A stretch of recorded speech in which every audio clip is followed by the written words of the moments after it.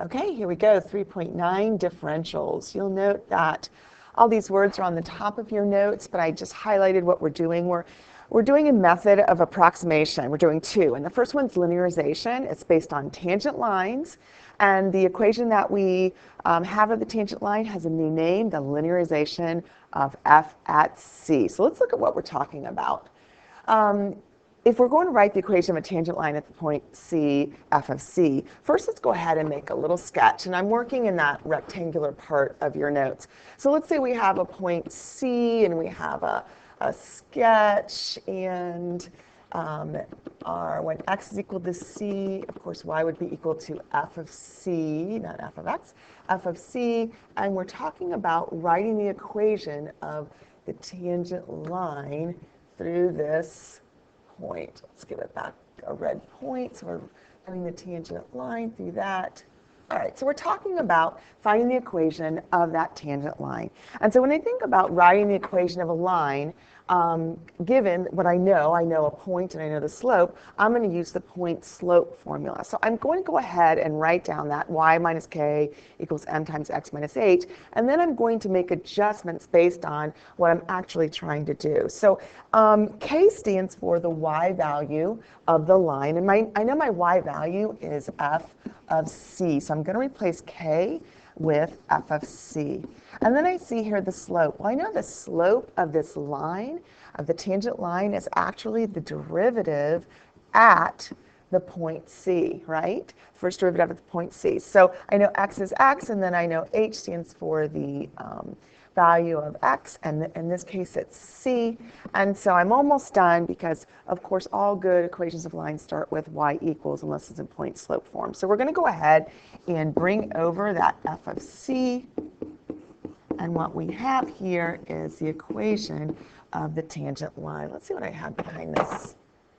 Okay, so this, if we can move the, there we go. It's called the linearization of f of c, and we're going to use this equation of this tangent line to find approximations of the function. And the next problem will explain what we're going to do with this. All right, so we're going to use this tangent line approximation for the function 1 plus sine x. And we're going to look at the tangent line at the point 0, 1. So the first thing I'm going to do is repeat what I just did. I don't know about you, but I'm not really big into memorizing things that don't really make sense to me. I know that I've got the y minus k equals m times x minus h, and I know I just did this before, right? But I'm going to do it again because it takes a second, right? So here I've got, I don't need to memorize it because when I get my test, at the top of my test, I can do this real quick and be done. All right, so I'm looking for a couple things. I'm looking for c and f of c, and they give me those things, right? So my c is going to be 0, and my f of c is going to be 1, and I know that to find the slope, I need to take the derivative of c at or the derivative of the function and plug in c. So I'm going to go ahead and take the derivative of the function, and that's going to give me what? Cosine x. And so the derivative of the function at 0, which is my c value, is equal to, let's see, cosine of 0 is 1. All right, so sorry, I'm looking at example 2, and I'm like, where did I get the 1/2? So anyways, we're fine.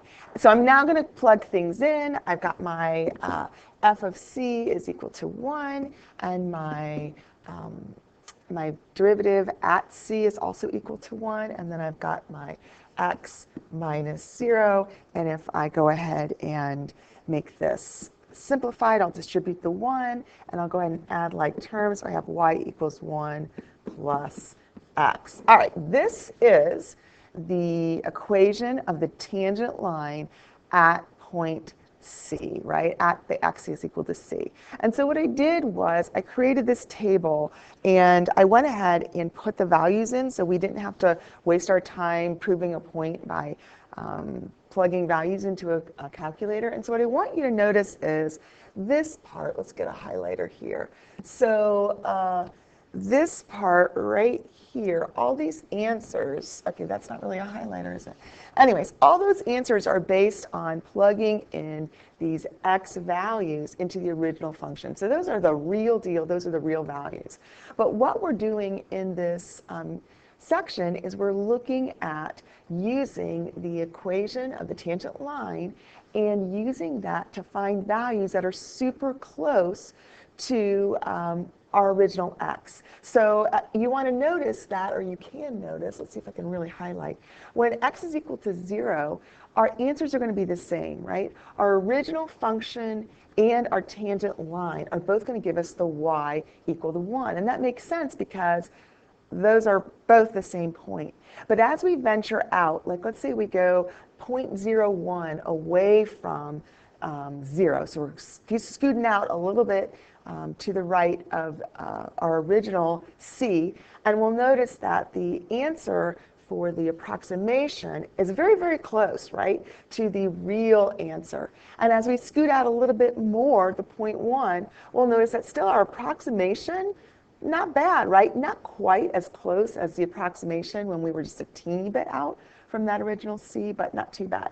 And then as we get a little further out with the 0.5, we see that our approximation using the tangent line is going to be a little less valid or a little less useful. But pretty cool, right? We can use the equation of the tangent line to make approximations. And I know that somewhere out there people actually do this besides in their AP Calc class. All right, so now let's look at this, and we're going to be asked to find the linearization. So once again, we're looking to find the equation of the tangent line, and we're going to go ahead and use that linearization to approximate 1.05. So let me get off of my highlighter. I don't want my highlighter anymore. All right, so let's see what we're going to do.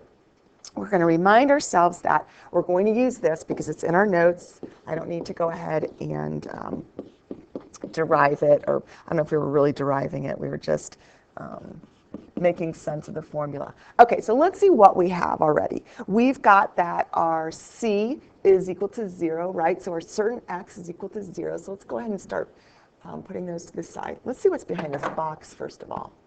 Okay, note x equals 0.05. Okay, so we'll go ahead and note that when we plug in later. So we're going to go ahead and look at our c.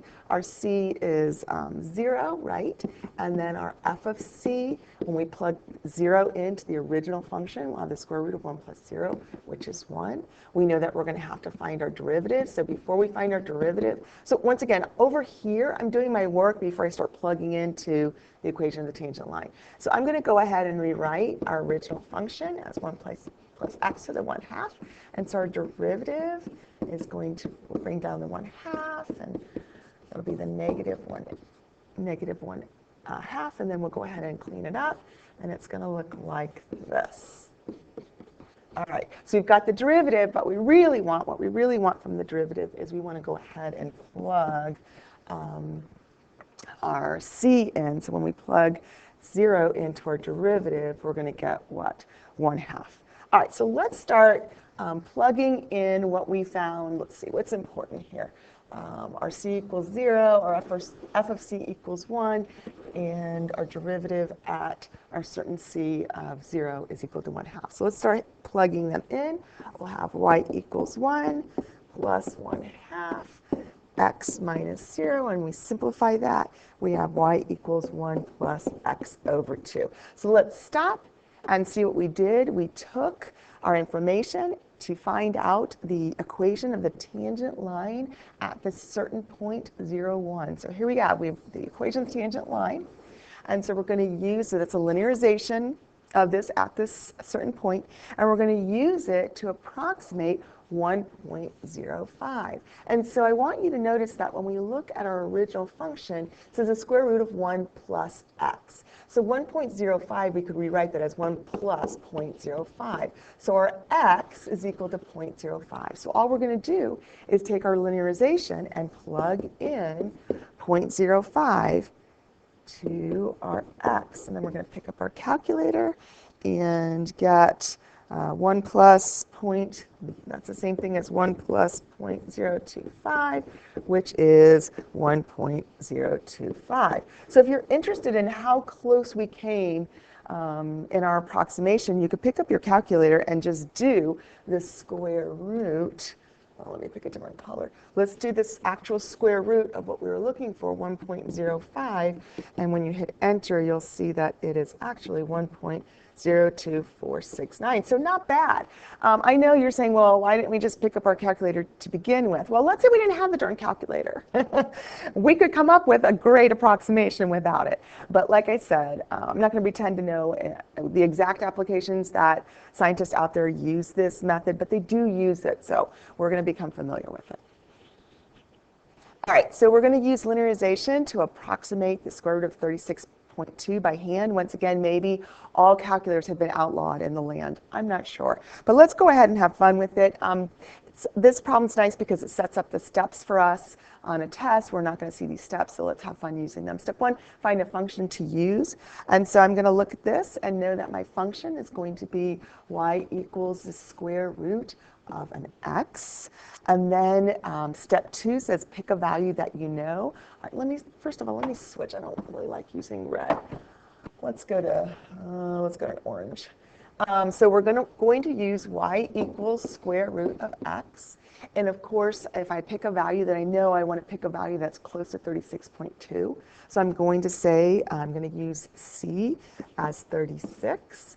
And then it says write the equation of the tangent line. Okay, so here we go. If c is 36, then I know f of c is going to be 6, right? When I plug 36 into the original function, I get 6. I also need to know the derivatives. I'm going to do that real quickly. If I rewrite the original function as x to the 1/2 and then take the derivative of it, I'm going to get, x to the negative 1/2. I will go ahead and put that 1/2, and then let's just rewrite that, and we're going to get, 1/2 square root of x. And I'm really using that derivative to find the derivative at my certain c, which is 36, right? And so I'm going to go ahead and plug that in, and then that gives me 1/2 times 6, which is 1/12. All right, so let's pick a different color, and we know that we're going to use this and this and this to write our linearization, our equation of the tangent line. So let's go ahead and remind ourselves that our equation is y equals f of c plus the derivative at c times x minus c. And let's just go ahead and plug in all the things that we just found out. So we know that f of c is 6, and the derivative at our certain c is 1/12. And then we have x minus our c is 36. All right, I'm going to catch up with my notes so I make sure I don't make any mistakes here. All right, so I'm going to go ahead and distribute that 1/12, right? And then I'm going to go ahead and scooch up here a little bit. So I've got y equals 3 plus x over 12. So this is I'm going to box it real quick so we know, that is the equation of the tangent line. And so we're going to use it to make an approximation. And so what we're going to do, our x is our 36.2, right? Because it asks us, when we look at our function, see, and I don't want you to confuse this with the example we just did. I'm just checking time. So before we had 1 plus x. Here we just have x. So x is x, right? So x is going to be that 36.2. And so we're just going to plug in our 36.2. And then, yes, I know we said all calculators were outlawed in the land, but we're going to go ahead and pick it up anyways. And we get this approximation. So if you're interested in knowing how close the approximation was, you can always, since we have the calculator in our hand, see what the square root of 36.2 is, and we get 6.016643. So this is a pretty cool method. I'm not going to lie. I remember doing this in college and thinking, okay, this is kind of cool. So I'm not going to force that belief on you, but sometimes learning is easier when we can see the coolness factor.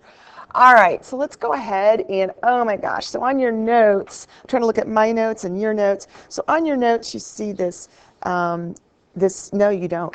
On your notes, all you see is this part, the definition of differentials. But I went ahead and showed you what was in your book, because for some people, they can follow this and it makes sense and they've got the picture, and that's awesome. So what I did was I went through this and said, what would I want to know if I were a student that just wanted the bottom line? So here's the deal. We need to know right now the difference between dy and delta y. So if we stop for just a second and look at this definition of differentials, right? This should look familiar, right? Because remember how we learned in chapter 2 that another way to write the derivative is dy over dx. So that's the same thing as the derivative of x. Okay? And so really we're just bringing that, we're multiplying both sides by dx. If you want to think about it this way, this is how I think about it. So this is where this derivative of y equals derivative of x, f of, you know what, that's what it looks like. All right, so dy, this makes sense, this formula here. So we're going to use this. Now we're making approximations using differentials, which is different than what we're doing with linearization. And so we have two things that we're going to be looking at here. We're going to be using this dy equation, but I also want you to compare. We're going to be asked to compare the dy with the delta y, the change in y. And so if you went and looked back at that picture, if we can do both things, looking at that picture, it shows you the difference between the two. And I don't think I can get both of them on the same screen. But basically, dy is showing the change in y along the tangent line. So that same tangent line we've been working with. dy is going to be focusing on, hey, as you move x, how is that going to affect the y on the tangent line? Versus delta y, which we've always worked with, right? If you change x, your value of x, either plus or minus, you shift it a little bit, our value of y is going to change. So this is talking about the actual change. So what we're going to do is we're going to be using this to approximate this. Okay? We're going to practice a lot. And then I don't know why, but I just felt the need to throw in, hey, don't forget we used linearization. I don't know. Take it for what it's worth. All right, so now we're going to evaluate and compare delta y and dy so that we've got this better idea. So when I look at dy, let's go ahead and do that one first. When I look at the dy formula, I know that's the derivative of x times d of x. And so I'm going to be looking at y. Okay, y is 2x squared plus 1, so my derivative of y is going to be what, 4x. So we're going to put that in here. And then my dx, which is the change in x, is the 0.01. So I'm going to put that there. Yes, it's as easy as just what I did. We're plugging that in.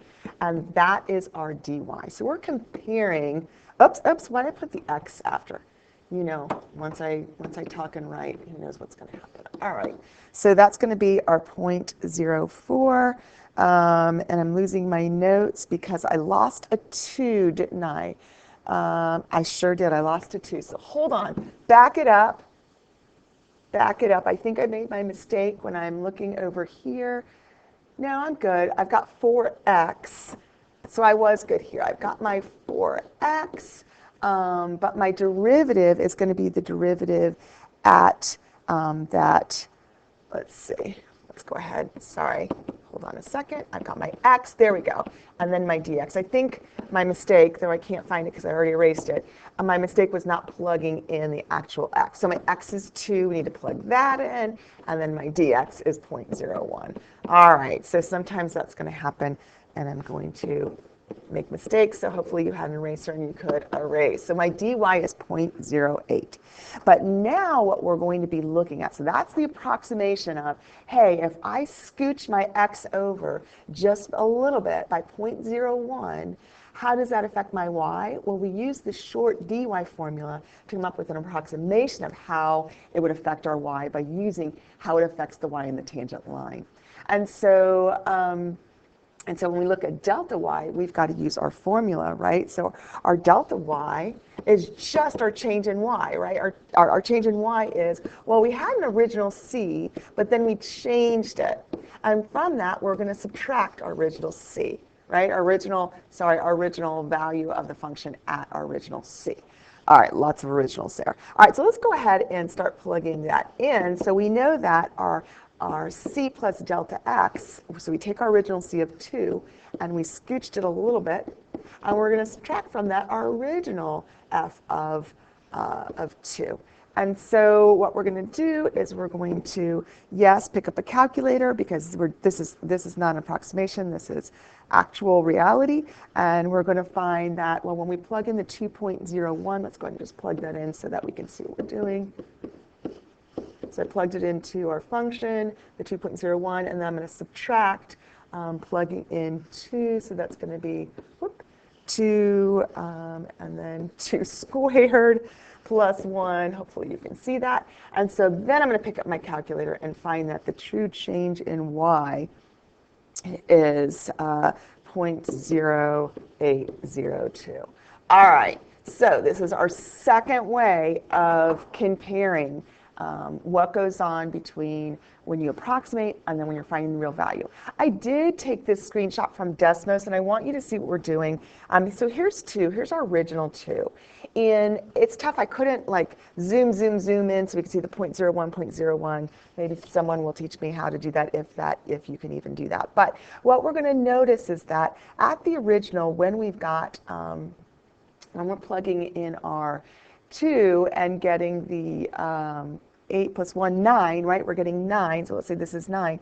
See how the value is the same for the tangent line and the curve. And so we're once again using that idea that if we stay within a certain area, the tangent line is going to be able to give us some decent approximations of what's actually happening on the function. As we scooch way out here, like if we're looking, you know, hey, what's going on if we scooch this far away or this far away, you can see the value of the true function is going to be way far away from the value of the change in the tangent line. So that's, the tangent line only gives us good approximations when we're pretty darn close to the original C that we were looking at. All right. Let's see, what did I write down here? dy is a change. Okay, so I'm just repeating what we had here to remind ourselves that delta y gives us the actual change and dy is giving us the approximate change. All right, on the tangent line. Lots of words. Let's stop. This seems like a really good place to just kind of rest our brain. You can go ahead and pause and look back over your notes. That won't be bad, but this is a natural rest because we're just doing the differential dy. So we're going to remind ourselves, and I'm going to switch out from, let's see, we're going to remind ourselves that dy is equal to the derivative is dx. So we're going to go ahead and take the derivative. I'm going to do that to the side. I'm going to rewrite my f of x, right, and then take the derivative. And then I'm not going to forget my, what's it called, right, my chain rule, because I'm actually going to have a derivative inside that. So I'm going to end up with negative 1 over 2 root 9 minus x. And so we've got that. So we're just going to plug that in, and we're going to tag along the dx. And there you have it. Okay, the y equals x sine x. I'm just going to take the derivative. So this time I'm going to keep it all together. Let's go ahead and separate these two. So I'm going to keep it all together. I'm going to do the derivative of y over the derivative of x and just do this straight up. We're going to do product rule, right, where we write this and take the derivative of that, plus write this and take the derivative of x, which is just 1. And so then we've got dy is equal to x cosine x plus sine x. And I'll put that in parentheses, dx. So there we go. We've just done the differential dy. Okay, so we're separating the dy from the dx. We normally say the derivative of y with respect to x, and now we're just looking at the differential dy, and we've shifted the dx to the other side. And we use this for approximation, so that's why we're practicing it. All right, I'm going to check on the time. I know this is taking a while, but we're going to make it through. All right, example 6, it's asking us to use differentials to approximate 36.2. Let's see what's behind here. Okay, it's just a reminder that delta y is going to give us the actual change in the y, and the dy is going to give us the approximation. And so let me scooch through my notes, and let's look at what we're dealing with. So we've got y equals the square root of x, and our x is equal to 36, and our delta x, our change in x, or in this case, instead of using delta x, why don't we use dx? So our change in x is the 0.2. And so we're going to go ahead and do dy over dx, which means take the derivative. We're going to go ahead and take that derivative. So you really have the x to the 1/2, so I'm going to bring that 1/2 down. And then I'm going to go ahead and rewrite the derivative real quickly. I don't know about how quickly. All right, so I'm going to put that over that, over that. And then lastly, I'm going to remember to bring that dx over. Okay, so there we go. And now we're just plugging in. So now we're saying we're going to plug in 36 for our x. So dy is going to be 1 over 2 root 36. And we're going to plug in our 0.2 for our dx. And then, I mean, technically, we don't have to pick up our calculator, right? Because we could do 1 over 12 times 2 over 10. All right, I'm picking up my calculator. I know we're supposed to be doing approximations, and the whole point is we don't need our calculator. So the differential is 0.01667. So this is an approximation. So now let's imagine that they didn't ask us, so what does the differential of y find? It finds the change, the approximate change in y when you change x, a scooch here or a scooch there, right? But this problem asked us to approximate the whole thing. So what we're going to do is we know, oh, the original value when x was equal to 36, I know that f of x is equal to 6. And now I have this positive change in y. So I'm going to take that original 6, I'm going to add that positive change, which is going to give me a pretty darn, pretty close to that actual value if you picked up your calculator. All right, now, am I cheating a little bit by picking up the calculator? I think I'm doing that because I'm doing this whole long video. We could have reduced and wouldn't have gotten quite as close to an approximation. But I'm doing what I'm doing to try to make sure we can make it through without falling asleep this whole lesson. All right, use differentials given this graph. So we're approximating what's going on when x is equal to 1.9 with the function. So it's obvious here we don't know exactly what's going on because we don't know the equation of this function, of this curve, right? We just know it's f of x. So we can't actually just plug in 1.9. We don't have that option. So hey, first time we have to use the approximation. So I wrote that, what I just said.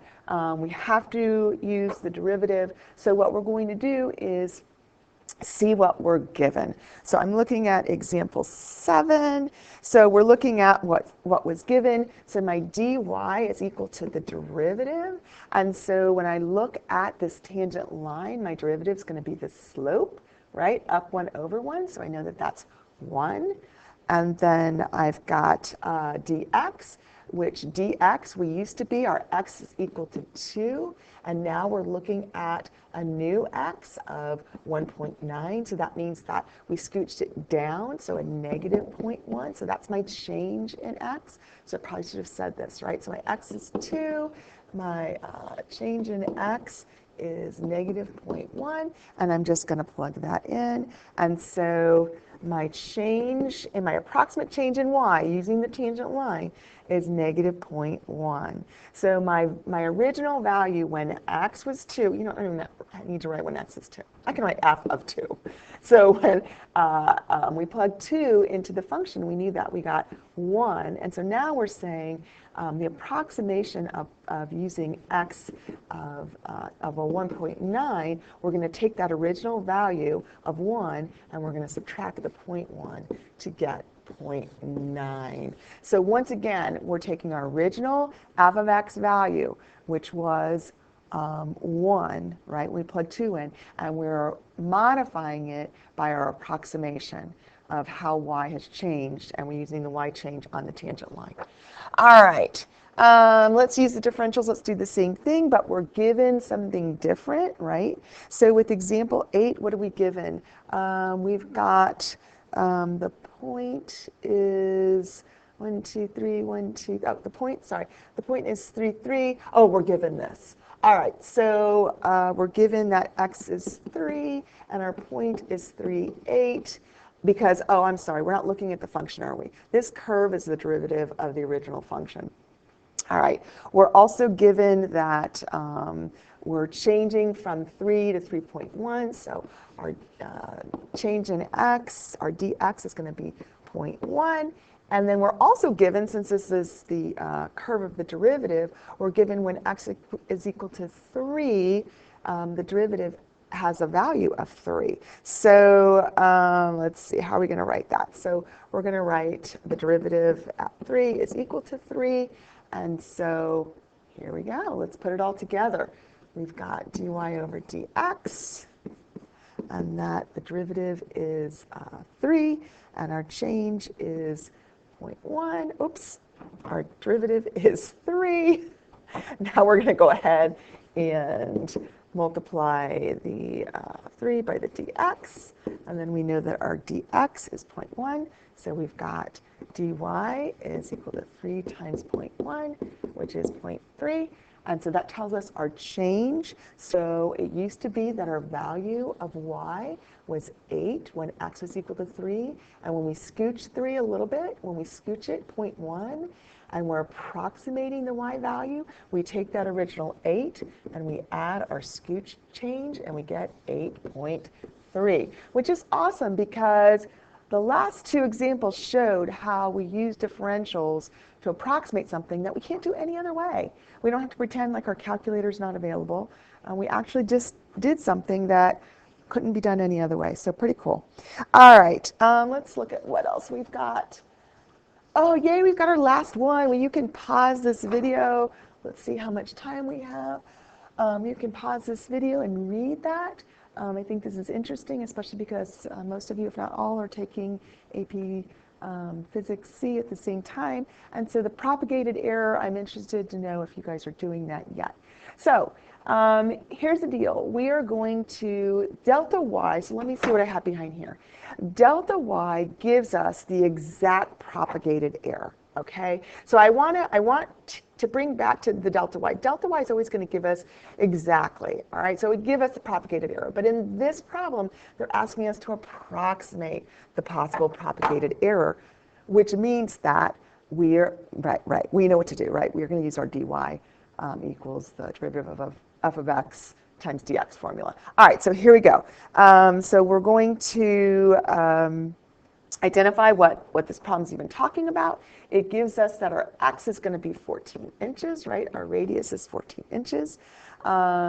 They give us that our change in x, we've got two changes in x.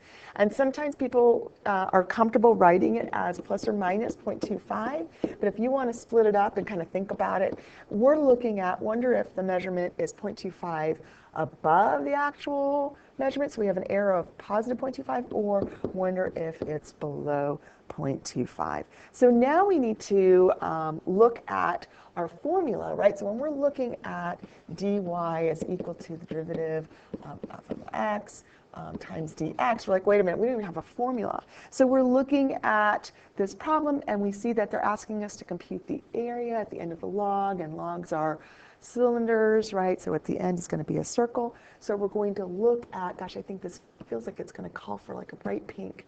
All right, so we're looking at the area formula, right? Pi r squared. And so we're going to take the derivative of this area formula with respect to r, right? And that's going to be 2 pi r. And so we are also interested to know the value of 2 pi r. So what is the derivative at this certain x, at this 14? And so we're going to plug that in. That's going to give us 28 pi. All right, do we have everything we need to know? I don't know if I did that too soon or not. All right, so let's go. I don't know if I needed to write down that last thing. So let me change colors, and also let me scooch this stuff down a bit. Oops. All right, let's hide that. Oh my goodness, hide it in parts. We'll have to put it back together when we, all right, so let's pull this down a little bit. All right, so let's go ahead and we realize that we've got our dy equals that. So we're going to be looking at our y is the dA, right? And our derivative is going to be 2 pi r, and instead of our x, we're going to be saying the derivative of the radius, right? So now we're going to go ahead and plug things in. So over here, when I was plugging things in, it was a little bit too early, and that's fine. I made a mistake. All right, so here we go. So we've got 2 pi, and r is 14, and we're going to have two changes in r. Once again, some people are going to be fine with doing that plus or minus 0.25.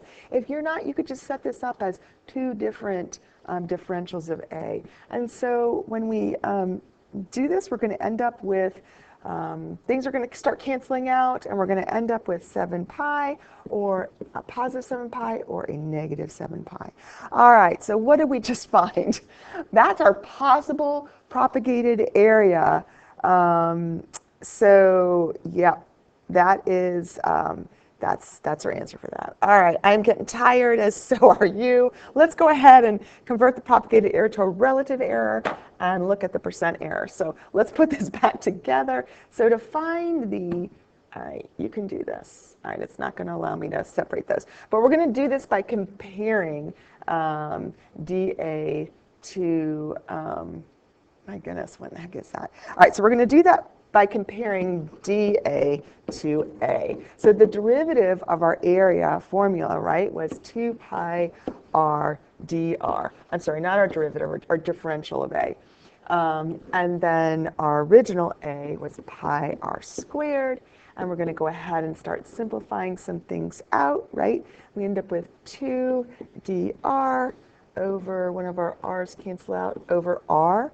And then we're going to go ahead and plug in that our dr is plus or minus, right, 0.25 over 14.